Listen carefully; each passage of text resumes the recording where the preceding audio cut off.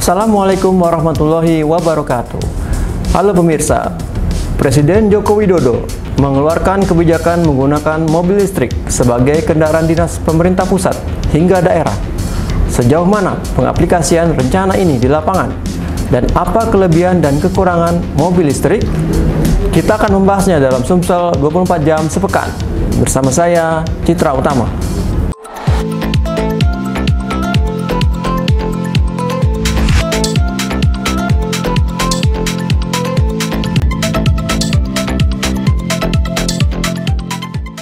Presiden Joko Widodo telah mengeluarkan instruksi untuk menggunakan mobil listrik sebagai kendaraan dinas pemerintah pusat hingga daerah.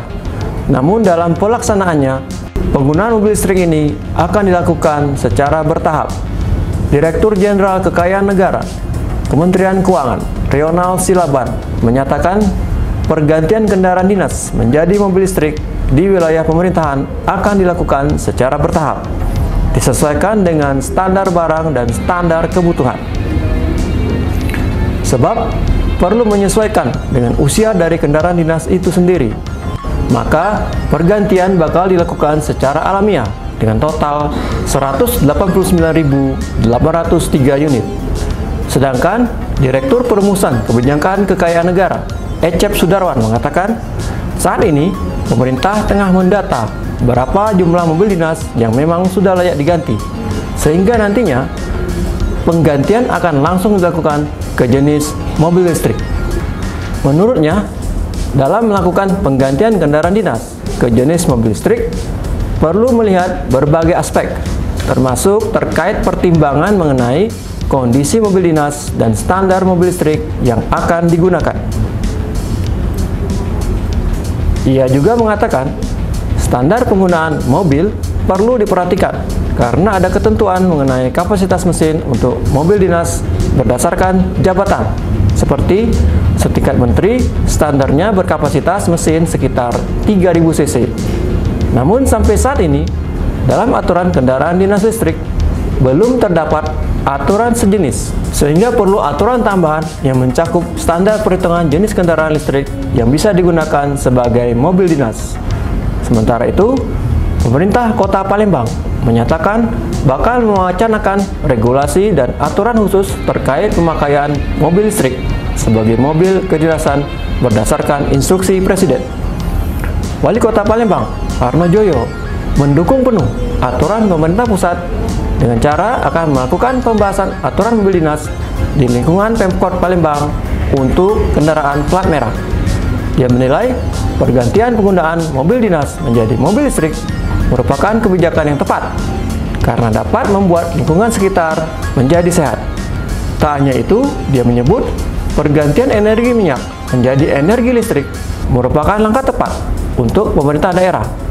Sudah saatnya Indonesia perlahan melepaskan ketergantungan dari ketersediaan BBM. Mobil listrik memiliki sejumlah kelebihan dan kekurangan. Kelebihannya pertama, ramah lingkungan. Mobil listrik sama sekali tidak menghasilkan emisi gas buang dari proses kerjanya. Beda halnya dengan mobil-mobil dengan mesin pembakaran internal. Kedua, memiliki torsi instan.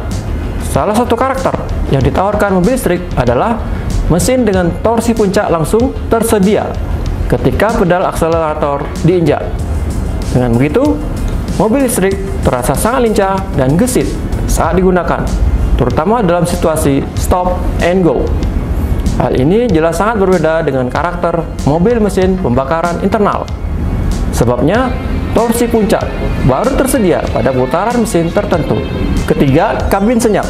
Karena tidak ada proses pembakaran di dalam mesinnya, kabin mobil listrik juga menjadi lebih senyap. Bahkan, mobil listrik bisa dibilang tidak memiliki suara mesin. Saat sedang melaju di jalanan, maka yang terdengar di dalam kabin hanyalah suara roda bersentuhan dengan aspal. Keempat, pajak murah. Pemerintah memberi beberapa stimulus untuk memperluas penggunaan mobil listrik.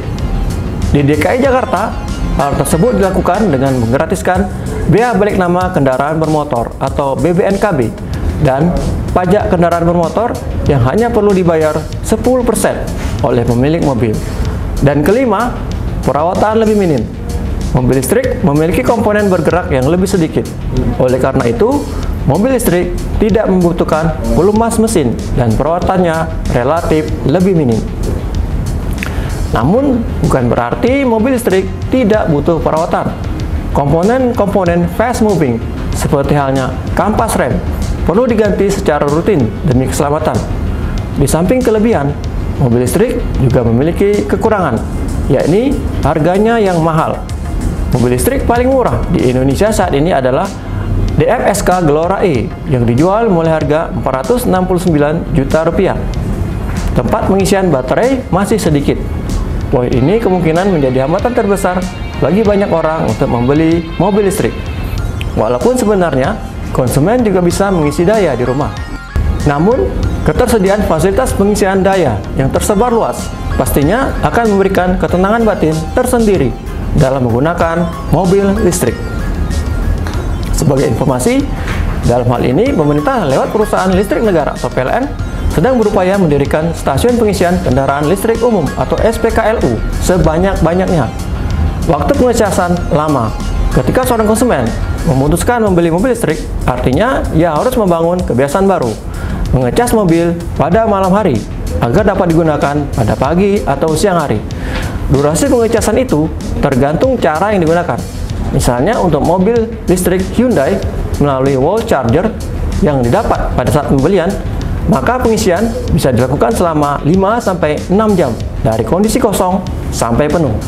Sementara itu, SPKLU dengan kapasitas fast charging bisa mengisi daya baterai mobil selama 1-2 jam hingga penuh. Namun, durasi tersebut tetap saja lebih lama dibandingkan proses isi bensin yang mungkin hanya memakan waktu sekitar 10-15 menit jika tanpa adanya antrean. Kekurangan mobil listrik lainnya, harga baterai mahal. Baterai merupakan komponen paling mahal pada sebuah mobil listrik. Kebanyakan pabrikan memberi garansi yang cukup panjang untuk komponen ini, umumnya sampai 8 tahun atau sekitar 160.000 km. Pada titik pemakaian tertentu, kualitas baterai mobil listrik dipastikan akan menurun dan perlu diganti. Untuk itu, pemilik harus bersiap-siap mengeluarkan dana yang besar. Bagaimana pemirsa? Tertarik beralih ke mobil listrik? Saya Citra Utama. Sampai jumpa.